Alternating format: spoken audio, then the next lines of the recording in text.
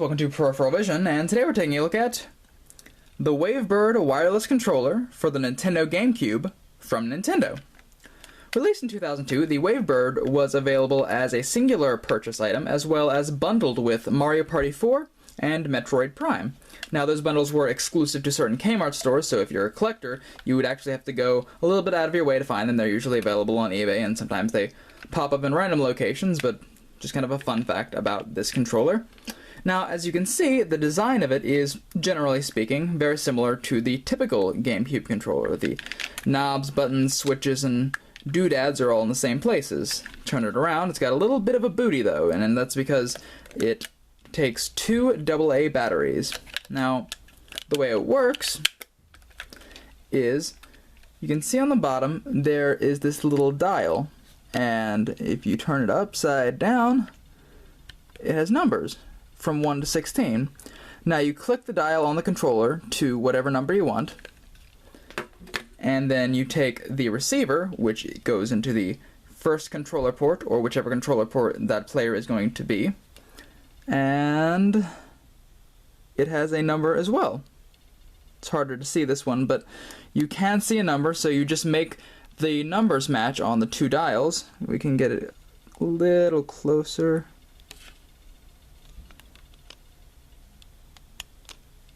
There we go. This is at notch 1. So you would plug this into the GameCube itself, turn the on switch on, and it has an indicator light to let us know that it is in fact running.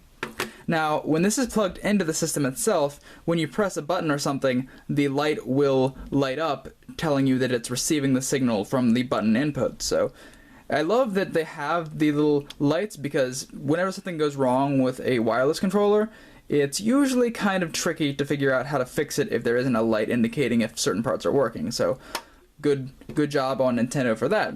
Now, for me, what's interesting about the Wavebird controller is its place in an evolutionary standpoint as far as wireless controllers in general. You see, Nintendo has been trying to make effective wireless controllers as early as the NES with things like the NES Satellite.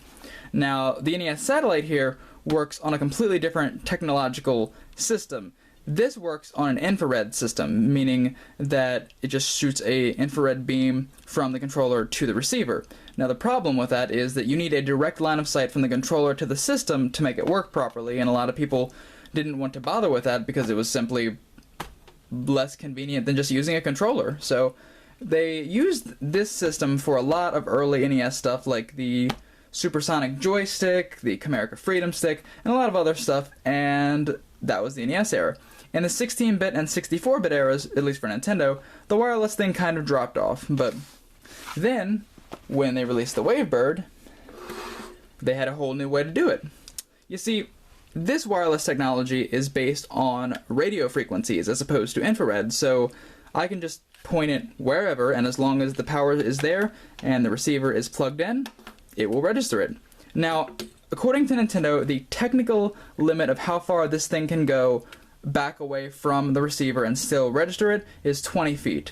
But I was able to literally back up out of my room and go outside of the house, and it still registered it. Admittedly infrequently, but it could still pick it up faintly.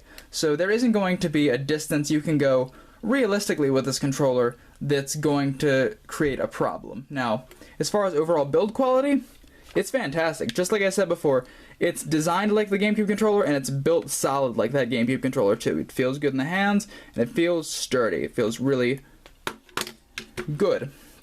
So, would I suggest it, now that there are plenty of other ways to play wirelessly, now that this technology is the standard and pretty much everything has it? Yes. And the reason for that is that with GameCube games, although you can technically speaking play them on the Wii, you cannot use the Wiimotes and the Wii technology to control the avatars or things on the screen.